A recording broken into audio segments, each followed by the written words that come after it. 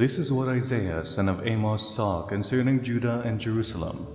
In the last days the mountain of the Lord's temple will be established as the highest of the mountains.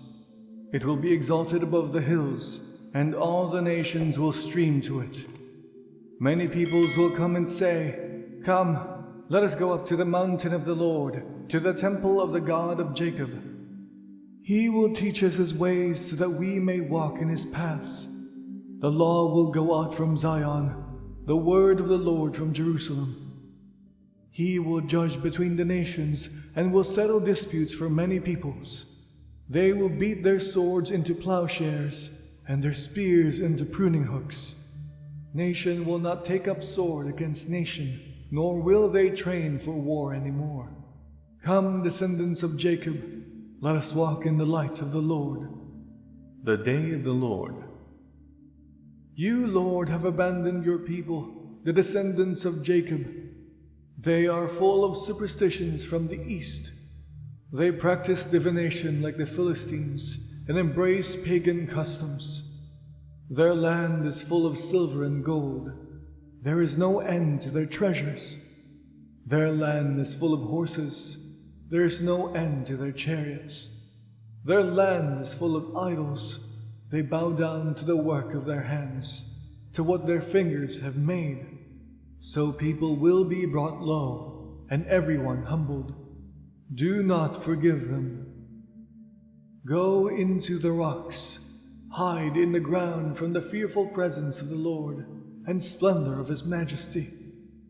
The eyes of the arrogant will be humbled, and human pride brought low. The Lord alone will be exalted in that day.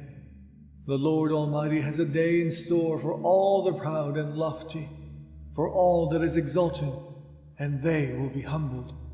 For all the cedars of Lebanon, tall and lofty, and all the oaks of Bashan, for all the towering mountains and all the high hills, for every lofty tower and every fortified wall, for every trading ship and every stately vessel. The arrogance of man will be brought low, and human pride humbled. The Lord alone will be exalted in that day, and the idols will totally disappear. People will flee to caves in the rocks and to holes in the ground from the fearful presence of the Lord and the splendor of his majesty, when he rises to shake the earth.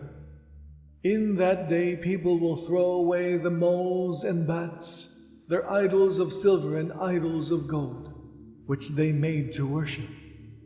They will flee to caverns in the rocks and to the overhanging crags from the fearful presence of the Lord and the splendor of his majesty, when he rises to shake the earth.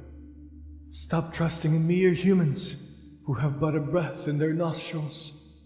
Why hold them in esteem?